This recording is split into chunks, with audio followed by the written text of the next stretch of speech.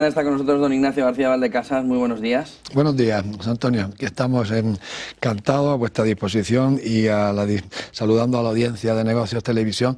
Y la verdad es que no sé por dónde empezar, porque hace un estrés terrible. Hace unos meses en esta mesa yo comentaba que teníamos la sensación de que estábamos en uno de esos procesos de la historia en los que se acelera la historia. Que te daba la sensación de que estábamos ya en ese proceso de aceleración histórica, y ahora no tenemos la sensación, ahora tenemos la certeza de que estamos en un proceso de aceleración histórica. Y la verdad es que no sé por dónde quiera empezar, por el discurso de Vance, por la crisis estructural y coyuntural de la OTAN, por las negociaciones. No, hay 4 puntos clave, ¿no? Guerra de Ucrania, comercio, defensa, sobre el ejército único y libertad de expresión. Quizá el de mayor profundidad e importancia sea el de libertad de expresión. Sí. Alrededor de cómo Estados Unidos considera que hay sensaciones autoritarias en Europa. Sí, eso está en el discurso de Vance, que tiene muchísimas derivadas, como por ejemplo la acusación de que hubo un golpe de Estado en Rumanía, algo que aquí se decía con cierta timidez, pero ha venido el presidente para decirlo. Pero el tema de la libertad de expresión lo dice bien claro, de no querer coartar esa libertad, sobre todo en las redes.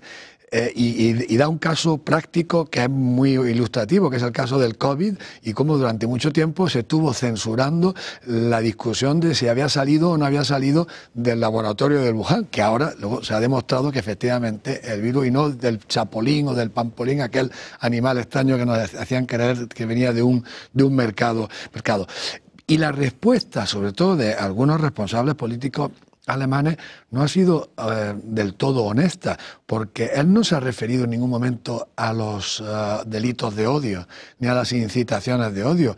Él se leía simplemente que había administrado, y critica en Estados Unidos lo mismo que critica de Europa, critica lo que hacía la administración Biden de presionar a las grandes tecnológicas y a las redes para que censuraran cuestiones diversas, y puso el ejemplo de Wuhan, pero en ningún momento se refirió puso un ejemplo en Reino Unido, ¿no? Claro, pero de detención, sí. Pero eso ya no es libertad de expresión, sino que es una cosa.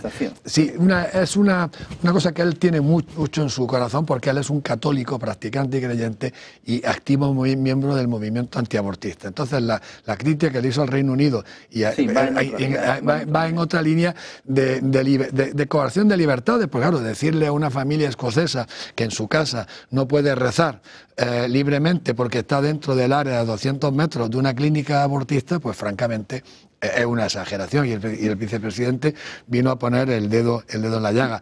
No, él es un volteriano, porque insistió varias veces en que yo puedo estar en desacuerdo con usted, pero usted tiene derecho a expresarse y yo voy a luchar porque usted mantenga esa libertad de expresión y usted mantenga sus libertades. Es increíble que eso venga bien a decírselo a Europa. Que eso es la esencia del pensamiento de Voltaire, ¿no? De que yo no estoy de acuerdo con usted, pero estoy dispuesto a luchar para que usted pueda seguir manteniendo sus ideas, aunque sean contrarias a las mías.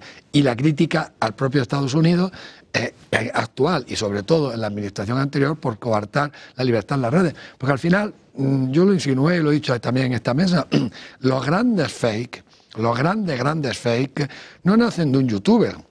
Los grandes fake nacen de agencias estatales que utilizan a las grandes cadenas de televisión y que utilizan a los grandes medios de comunicación tradicionales. El COVID, el fake del COVID, la voladura del Nord Stream. Fue tan grosera intentar echarle la responsabilidad al dueño de la tubería, que se había gastado 17.000 millones de dólares en construirla y que tenía la llave y el control en su casa, como para acusarle de que una mañana se levantó de mal humor y la hizo volar con un cartucho de dinamita. No, los grandes fake no nacen de un youtuber en su casa, son operaciones políticas de mucho calado. Y ahí es, en esa libertad de expresión, donde Vance puso el dedo en la llaga. Y luego fue también un manifiesto en contra de los cordones sanitarios. Con los cordones sanitarios dijo a la derecha antiglobalista, no sé si dijo populista, es que no le entendí bien su discurso, lo oí varias veces, si era populista o popular de derechas, y de izquierda se estaba refiriendo en Alemania a Alternativa para Alemania, pero también al partido de izquierda de la mujer de Oscar Lafontaine, que tiene un nombre muy difícil de pronunciar, que es de izquierda, pero que es antiglobalista y que es, por ejemplo, muy enemiga de los procesos migratorios, del descontrol de la inmigración. Y dijo, a esa gente, ponerle, en mi opinión también, poner el cordón sanitario tiene efectos contraproducentes.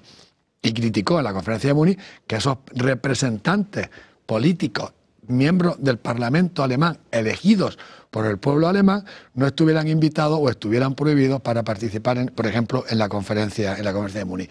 Y claro, la bomba fue cuando dijo, si ustedes tienen miedo de sus propios pueblos, tienen miedo de sus propios votantes, es que no saben muy bien de lo que tienen que defenderse, y hasta que no sepan de lo que tienen que defenderse, pues no podemos establecer una cooperación en materia de defensa, ¿no? Guerra de Ucrania es el otro golpe fuerte del fin de semana, más que por J. Vance, por Kellogg. Cuando en la conferencia de seguridad de Múnich decía, oiga, pónganse a un ejército único porque puede que alguna vez que nos digan vengan a ayudarnos, no vayamos a ayudarles. Sí. Se lo decía muy claro, más claro no se lo pudo decir. No. Y luego sobre el sitio en la mesa, ¿no? ¿Va a estar o no va a estar Europa? ¿O en qué condiciones va a estar Europa y Ucrania en esa mesa? ¿Y qué los dijo? No, Europa no, así, yo creo que estaba haciendo méritos, porque como lo han apartado un poco y han puesto en su lugar, le han dado un protagonismo Rubio, ¿no? a Stephen Witkoff. Eso. A Stephen Witkoff, que es el representante para Oriente Medio. Es el que nombró ayer Trump en las escaleras de Claro, claro, y es el que estuvo en la visita secreta a Putin, que desbloqueó y que puso en marcha toda esta dinámica. Claro, está un poco apartado, ni siquiera sabemos si va a participar o no va a participar en las conversaciones de Arabia Saudí, pero apareció en la conferencia de Múnich con una postura bastante radical, que luego otras fuentes como Marco Rubio han intentado suavizar. Y lo que han dicho Marco Rubio es que, efectivamente, si empiezan las conversaciones reales, participarán tanto Ucrania como la Unión Europea. Pero claro, lo que no sabe es si participarán en la misma mesa, en la fila de atrás o en la habitación contigua, y lo seguirán por videoconferencia y en la pantalla. Entonces, efectivamente, la OTAN pues está en un momento de crisis estructural y herida de muerte, porque si los Estados Unidos lanzan esta iniciativa con Putin, lanzan las conversaciones y los europeos se enteran por la prensa, y luego las cuatro condiciones que dijo Peter Hassett de no va a haber soldados americanos, no vamos a participar en las garantías,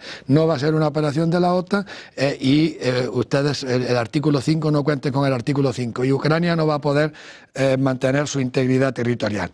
Claro, fue la OTAN y no fueron un país u otro, fue la OTAN la que decidió apoyar a Ucrania, fue la OTAN la que decidió forzar el ingreso de Ucrania en la OTAN. Ahora la OTAN queda completamente fuera de juego. Ahora les han preguntado qué... Bueno, llegó a decir Zelensky que si no habría que crear otra OTAN donde estuviese Ucrania. Pero claro, ese es el ejército europeo. Pero es obvio que no va a haber autonomía estratégica en términos teóricos y conceptuales, no puede haber una autonomía estratégica de la Unión Europea mientras exista la OTAN, puesto que no se puede duplicar en materia de defensa, no va a haber dos cuarteles generales. Entonces, para la creación del ejército europeo, que también tiene narices, viene el primero que lo ha propuesto en público, ha sido Zelensky, en estos últimos días, pues eso tiene unas dificultades enorme, porque tendría por un lado que prescindirse de la OTAN, y luego ¿cómo se crea ese ejército europeo? ¿Con el Reino Unido? Sin el Reino Unido, obviamente no. Entonces ya no podría ser en un marco de Unión Europea, tendría que ser en un marco fuera de la Unión Europea. Y yo estaba reflexionando sobre esto el sábado que venía en tren hacia Madrid, digo, que el ejército europeo va a tener unas dificultades enormes, porque se hace contra Rusia, se hace al margen de Estados Unidos. Bueno, ¿Y si en los Estados Unidos? La alemana sube un 8,7 ahora mismo, ¿eh? Sí, bueno. Sí, precisamente por si se puede hacer ese ejército europeo, sube un 8%. Pero claro, estaba yo pensando, hay países que no van a querer hacer ese ejército europeo porque no quieren hacer contra Rusia. Por ejemplo, yo creo que Hungría, Eslovaquia, pues, tendrían serias dudas de hacer ese ejército europeo en estas circunstancias y en estas condiciones. Pero hay otros países, estaba yo pensando el sábado, que entre el pánico que tienen a Alemania y a Rusia, no van a hacer ninguna aventura en la que no esté Estados Unidos. A pesar del enfrentamiento que ahora puede haber con Estados Unidos, Polonia, los bálticos y los nórdicos. Y en estas, que el domingo por la mañana, no sé si lo has visto, el ministro de Exteriores polaco ya dijo que ejército europeo, nada. Con lo cual, bueno, pues eso encuentra con las dificultades, que son las dificultades que tú decías antes de Mario Draghi, la parálisis interna que se arrastra con algunas excepciones, como por ejemplo la mutualización de la deuda y la lucha contra la pandemia. Hay excepciones, pero desde la ampliación se arrastra una parálisis y una dificultad para tomar decisiones. Europa ni siquiera ha nombrado un enviado especial para Ucrania a nivel de Kellogg y no tiene la idea clara de qué es lo que quiere y cómo lo quiere. Y Trump viene diciendo esto a lo largo de su campaña. O sea, no es una cosa como para sorprenderse. Y que los Estados Unidos pueden relacionar con el síndrome de Saigón, pues lo viene diciendo Jeffrey Sachs en los últimos 3 años. El que no ha querido pensar en eso es porque no ha querido. Porque ahí había razones y motivos para pensar que en un momento determinado los Estados Unidos podían simplemente desconectar. En la conferencia de seguridad de Múnich hay 2 cosas que me han llamado la atención entre pasillos y despachos. Por supuesto, y ya te lo preguntaré también, don Ignacio, alrededor de si estamos repitiendo el acuerdo de Múnich de 1938. Pero entremos luego en eso. Antes, el otro punto que se plantea es si lo que se está viviendo, y se decía por los líderes europeos que estaban en la conferencia de Múnich, más en privado, es una revancha o una venganza del no apoyo europeo tan claro en la guerra de Irak. Es decir, si lo que estaba haciendo Trump era devolverle a Europa, igual que tú no me apoyaste, yo no tengo por qué apoyarte en todo. Pero si es que no, yo no, francamente acuérdense de la foto, ¿no? No comparto ese análisis. En primer lugar, porque Estados Unidos fue uno de los países más activos en promover el conflicto en Ucrania. Fueron los senadores americanos los que se iban a la plaza del Maidán a financiar la llegada de los ucranianos católicos de la Galicia antigua, austrohúngara y polaca, que fueron los actores principales en el Maidán. Yo no lo creo. Y además, Trump, quitado el conflicto de Oriente Medio, el conflicto de Israel y Palestina, está en contra de los movimientos belicistas, y para eso ha nombrado directora de inteligencia a Tulsi Gabbard, que es una enemiga declarada del complejo militar industrial. Entonces, yo eso no lo creo. Lo que creo es que Estados Unidos, bueno, pues cuando hay un cambio de administración, un cambio de política, pues pueden dar un volantazo. Pero claro, ¿cómo van a dar un volantazo los líderes europeos, que se les ha acusado de seguidismo con Estados Unidos, y ahora van a hacer un cambio de 180 grados sin que haya habido un cambio de gobierno? Por eso es la confusión. Pero yo veo una crisis estructural que lanza Estados Unidos cuando empiezan las negociaciones con Putin al margen de la OTAN, y luego una crisis coyuntural de confusión. La crisis estructural es una OTAN herida de muerte, que no sabemos si va a sobrevivir o no va a sobrevivir. Quizás sí, quizás no, es pronto para decirlo. Y una crisis coyuntural que es la confusión en la que se encuentran los líderes europeos. Yo me gustaría tener un agujerito hoy en París para ver la reunión, porque además no se puede separar de lo que dice Draghi. La crisis en materia de defensa y la crisis de Ucrania va también muy unida a la crisis interior, que nuestros problemas son fundamentalmente internos. Y empieza, yo creo, con 2004.